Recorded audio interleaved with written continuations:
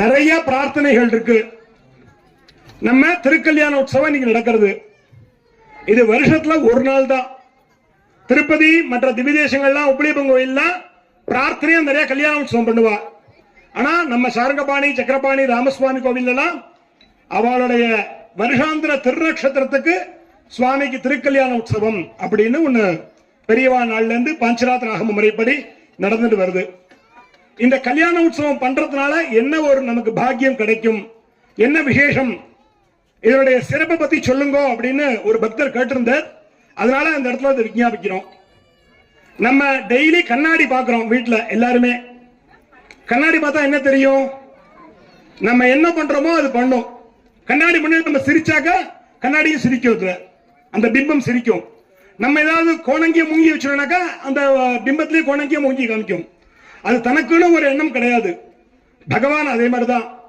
அவருடைய ஜீவாத்மாக்கள் நம்மளாம் நம்ம என்ன அவருக்கு பண்றோமோ அது அப்படியே திருப்பி நம்மகிட்ட கொடுப்பார். நம்ம ஒரு மடங்கு பண்ணா 1000 மடங்கா அவர் கொடுப்பார். கோவிலுக்கு போறோம், பிரதட்சணம் பண்றோம், பகவானுக்கு நம்ம அர்ச்சனை பண்றோம், தீபம் ஏத்துறோம், ஏதாவது பிரார்த்தனைகள், அபிஷேகம் பண்றோம், ஹோமம் பண்றோம், எல்லாம் பண்றோம். எதுக்காக? எல்லாமே நமக்கு சௌகரியம் ஏற்படணும் அப்படிங்கிறதுக்கு தான். எப்படி ஒரு கண்ணாடியினுடைய திருஷ்டாந்தம் பெரியவா சொல்லியிருக்காளோ அதுக்கோசரம் தான்.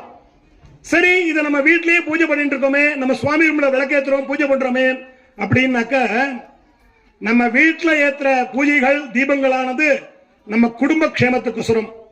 நம்ம குடும்பம் நல்லா இருக்கணும், குழந்தைகள் நல்லா படிக்கணும், சௌக்கியமா இருக்கணும், எந்த விதமான வியாதி உபதிரவங்கள்லாம் இருக்கக்கூடாது அப்படிங்கிறதுக்கோசரம். கோவில்ல பண்றமே அது எதுக்காக அப்படின்னாக்க, வீட்டுல பண்றது வீட்டு தீபம், அது வீட்டுக்கு பிரகாசம் கொடுக்கும். சூரியனானவர் உலகத்துக்கே பிரகாசம் கொடுப்பார். கோவில்ல பண்ற எந்த ஒரு விஷயமே உலக க்ஷேமார்த்தம், எல்லாரும் நல்லா இருக்கணும், பசு பட்சிகள்ல இருந்து மனுஷியால் வரைக்கும் தேவர்கள் வரைக்கும் சௌக்கியமா இருக்கணும் அப்படின்னு பிரார்த்தனை பண்ணிட்டு தான். எப்படி சூரிய ஒளி இன்னாருக்கு கொடுப்பேன் இன்னாருக்கு கொடுக்க மாட்டேன்னு சொல்லாம, இப்படி காலம்பர 6 மணி ஆயிடுத்தோ தன் கடமையை ஒழுங்கா செஞ்சுட்டு இருக்க எல்லா தேவர்களுமே, வாயுவாகட்டும், அக்னி ஆகட்டும், நிருதி ஆகட்டும், குபேரன் ஆகட்டும், சந்திரன் ஆகட்டும், எல்லாருமே அதே மாதிரி நமக்கு க்ஷேமத்துக்கு தான் அவெல்லாம் பண்றான், நம்ம சௌக்கியத்துக்கு தான் பண்றான். அதே மாதிரி இந்த கல்யாண உற்சவம் அப்படிங்கிறது நம்மளுடைய சௌக்கியம், க்ஷேமம், குடும்பத்துல ஒற்றுமை, குழந்தைகள் கல்யாணம், சந்தான பாக்கியம், உத்தியோக பாக்கியம், சகல விதமான சௌக்கியத்தையும் பகவான் நம்ம பிரார்த்தனை பண்ணிட்டோம்னாக்க அப்படியே அவர் அனுகிரகம் பண்ணுவார். அதுதான் இந்த கல்யாண உற்சவத்தினுடைய மகாத்மியம். இன்றைய சுபதினத்தில் பகவான் காலம்பர விசேஷமா திருமஞ்சனம் கண்டருளி, பெருமாளும் தாயாரும் யாத்ராதனம் செய்யப்பட்டு புறப்பாடு கண்டருளி மாலை மாற்றுதல் வைபவம் நடைபெற்றது. அதனைத் தொடர்ந்து மங்கள மணவரை மேடையில் பெருமாள் தாயாரை எழுந்தருளச் செய்து 5 விதமான ஊஞ்சல்கள், 5 விதமான ராகங்கள், 5 விதமான வேதங்களை சேவித்து அவர்களுக்கு ஊஞ்சலில் பகவானை விசேஷமாக அலங்கரிக்கப்பட்டது.